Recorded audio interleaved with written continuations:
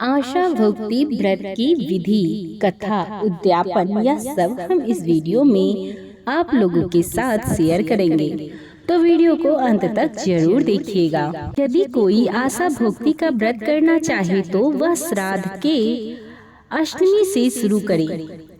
श्राद्ध पक्ष यानी कि पितृ पक्ष की अष्टमी से, जो कि आश्विन कृष्ण पक्ष की अष्टमी होती है, और उस दिन से 8 दिन तक करे। उस दिन गोबर से 8 कोने रसोई के पोते। आशा भक्ति की कहानी सुनकर 8 कोनों पर यह चीजें चढ़ा दे। दूध 8 रुपए, 8 रोली के छींटे, 8 मेहंदी के छींटे, 8 काजल की टीका दे।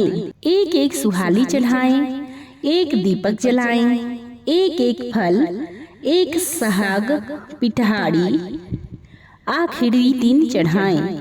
8 दिन तक इसी तरह पूजा करें और आखिरी दिन व्रत करें। व्रत करके 8 सुहाली का बैना निकालें। 8 वर्ष तक की इसी व्रत सहित पूजा करें और 90 वर्ष उद्यापन करें। 8 दिन तक आशा भक्ति की पूजा करें, 90 दिन उद्यापन करें, तब तक उसी प्रकार पूजन करें। 8 सुहाग पिटाड़ी में सुहाग की सारी चीजें डाल दें। 8 सुहाग पिटाड़ी में 8 सुहाली भी डाल दें। बाद में सुहागन औरतों को खाना खिलाकर 8 को सुहाग पिटाड़ी दें और पैर छूकर दक्षिणा दें। आशा भक्ति की पूजा करने के बाद कहानी सुने। आशा भक्ति की कहानी इस प्रकार से है।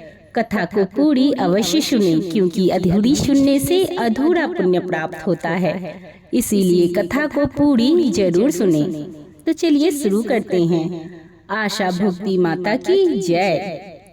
हिमालय का एक राजा था जिसके 2 लड़कियां थी। एक का नाम गौड़ा था और दूसरी का नाम पार्वती।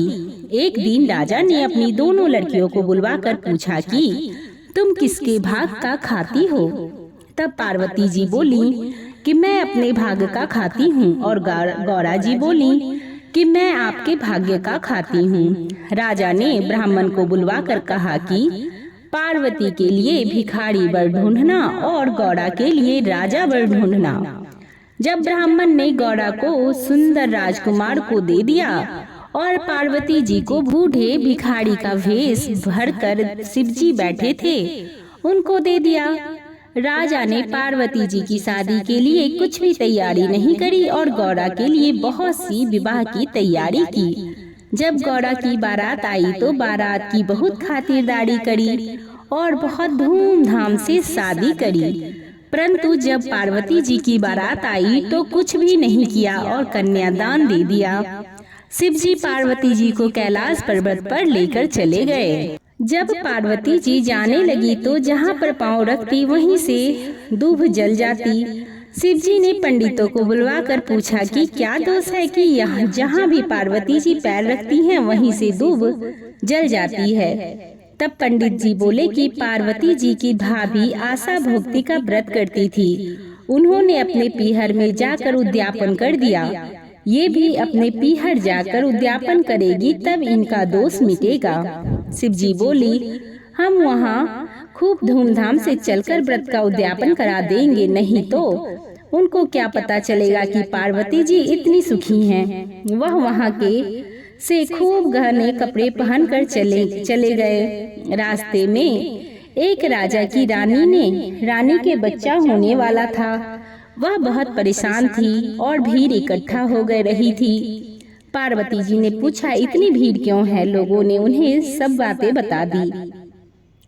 जब पार्वती जी शिवजी से बोली कि मेरी तो कोख बांध दो। शिवजी ने बहुत मना किया, परंतु उन्होंने जिद पकड़ ली। शिवजी बोली कि औरत की हट बहुत खराब होती है। शिवजी ने उनकी कोख बांध दी। गौड़ी अपनी ससुराल में बहुत दुखी थी। पार्वती जी जब अपने पीहर गई तो किसी ने भी नहीं पहचाना। जब पार्वती जी ने अपनी माँ माँ से नाम बताया तो देखकर बहुत खुश हुई। उनके पिताजी ने पूछा तो किसके भाग का खाती है? तब पार्वती जी बोली, मैं अपने भाग का खाती हूँ, तभी तो इतनी खुश हूँ। वहाँ उसकी भाभी आशा भोक्ति का उद्यापन कर रही थी। तब पार्वती जी बोली कि मेरे उद्यापन की तैयारी नहीं है, नहीं तो मैं भी उद्यापन कर लेती। तब भाभी बोली, तुम्हारे पास किस चीज की कमी है? यह शिव जी अपने आप ही तैयारी कर देंगे, उन्हें तो कहने भर की देर है। तब उसकी भाभी दासी से बोली कि शिव जी कुएं पर बैठे हैं, उनसे जाकर कह दे कि पार्वती जी के आशा भोक्ति के व्रत के उद्यापन की तैयारी करनी है। तब दासी ने शिव जी से सारी बात कह दी।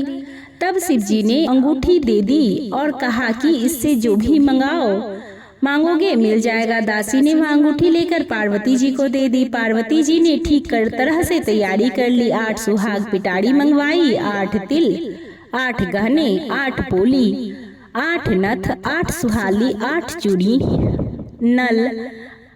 नाल, डाली, रोली, मेहंदी, सिंदूर, काजल, टिक्की, सीसा और सुहाग की सभी चीजें उनमें डाल दी। 1 सुहाग पिटारी सासू को देने के लिए अलग से तैयार कर ली। तब भाभी बोली कि हम तो 8 महीने से तैयारी कर रहे थे, अब भी इतनी तैयारी नहीं हुई और इसने थोड़े से देर में इतनी तैयारी कर ली। शिव जी ने पार्वती जी से कहा, अब घर चलो। तब ससुर ने शिव जी को जिमने के लिए बुलाया तो शिव जी खूब गहने पहनकर और छोटा सा रूप बनाकर बड़ी धूमधाम से जिमने लगे। तब लोग बोले कि पार्वती को भिखारी ढूंढ कर दिया, परंतु पार्वती जी अपने भाग से खूब राज कर रही हैं। शिव जी जिमने लगे तो सारा खाना खत्म कर दिया। पार्वती जी जिमने लगी तो कुछ भी नहीं बचा था, सिर्फ एक सब्जी उबली हुई पड़ी थी। पार्वती जी वही साग खाकर ठंडा पानी पीकर वहां से चलने लगी। रास्ते में खूब गर्मी थी, वह एक पेड़ के नीचे बैठ गई। तब शिव जी ने पूछा कि तुम क्या खाकर आई हो? तब पार्वती जी बोली, जो तुमने खाया वही मैंने खाया। परंतु शिव जी सब जानते थे। शिव जी हंसने लगे और बोले, तुम तो सब्जी और पानी पीकर आई हो। पार्वती जी बोली कि आपने तो मेरा पर्दा खोल दिया, लेकिन किसी और का पर्दा मत खोलना। बाद में आगे गए तो जो दुर्भ सूख गए थे वह भी हरे हो गए। शिव जी ने सोचा कि दोस्त तो मिट गया। पार्वती जी बोली कि महाराज अब मेरी कोख तो खोल दो।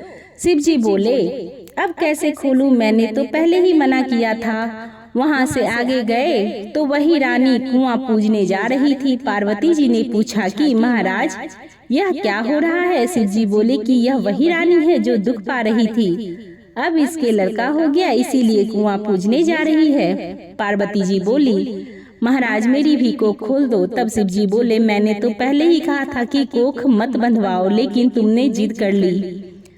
तब जादू से सारे चीजें निकाल कर गणेश जी बनाए। तो पार्वती जी ने बहुत सारे नेक चार किए और कुआं पूजा। और पार्वती जी बोली कि मैं तो सुहाग बांटूंगी। तो सारे देश में शोर मच गया कि पार्वती जी सुहाग बांट रही हैं, जिनको लेना हो ले लो। साधारण मनुष्य तो दौड़ दौड़ कर सुहाग लेने आए, परंतु ब्रह्मानी और वैश्य स्त्रियां सुहाग लेने देर से पहुंच पाई। तब पार्वती जी बोली कि मैंने तो सारा सुहाग बांट दिया है। शिव जी बोले कि इनको तो सुहाग देना पड़ेगा।